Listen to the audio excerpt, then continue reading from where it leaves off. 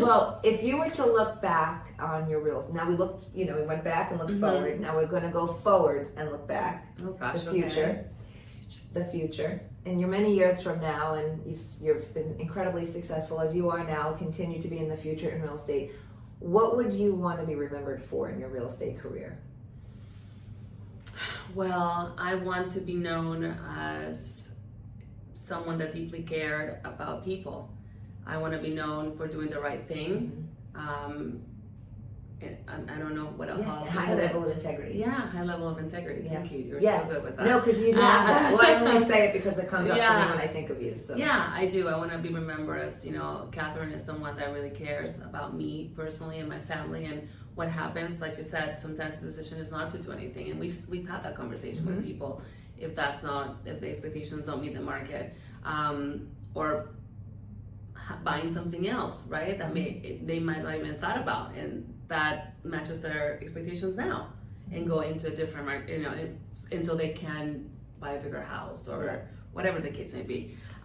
So yeah, I want to remember as that, doing the right thing for people at all times, and someone that deeply cares about what happens to you and your family. Yes, and which is why your business thrives. It's why people continue to refer to you. I see it time and time again. We have an opportunity right now. We just went through, just on the sidelines, I wasn't the loan officer on the transaction, but you just went through a transaction where a building got approved, and immediately we see it as an opportunity to make sure that, it's an opportunity. 2 months it took, yes. Yes, right. But you know what? Now there's an opportunity there. So now that's an opportunity. It's an affordable price point for people to be able to buy in with a great program that's going to allow a lot, and nobody knows about it. They will soon. Yes, we're going to work on that. Yes.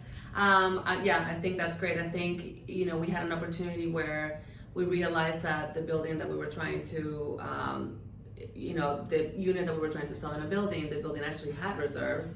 They were put on the balance sheet in a totally different way. So I think it was not known. It was as an assessment instead of a reserve fund. Because they collected for reserves, but they put it as an assessment, which was very bizarre. But as we dug more and more into the financials of that building, we realized that we had a big opportunity, and oh my gosh, it was so exciting, because bringing families into a complex rather than investors being the only person that can buy into that complex is absolutely amazing. Or bringing families that can buy at 3%, because not everybody has 25% to 25% to have as a down payment. So it's a very exciting opportunity, and I think that's a great thing that's happening right now in the condo market and the opportunities that we have in that. Yeah, and looking at it and saying you could have been stopped by the assessment issue, but you didn't get stopped. Some people would have stopped.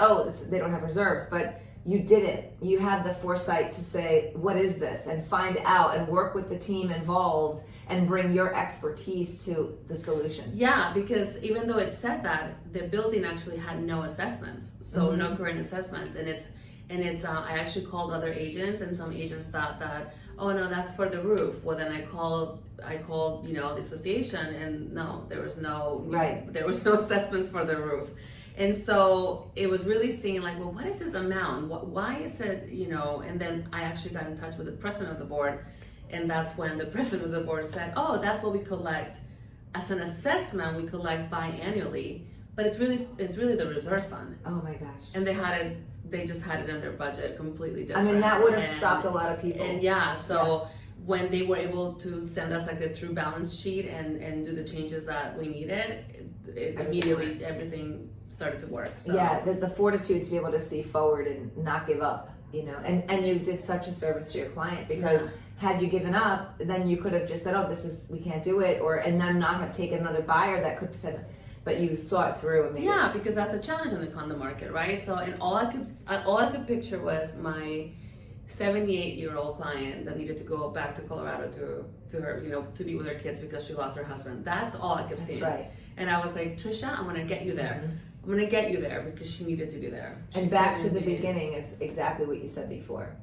What you just said is the reason you succeed is because the transaction was the transaction. but it was the commitment to the person and where they needed to go that made you foresee and push through those roadblocks. Yes. Yeah. That's all I picture in my mind. Yeah. We can't let Trisha down. That's right. I love that. Thank you so much for coming today. Thank you. I really I'm so appreciate happy. it. I know people will learn from you. I know if you're listening and you're listening from my friend Catherine, you'll learn some really amazing nuggets on how to be successful and how to be a great person.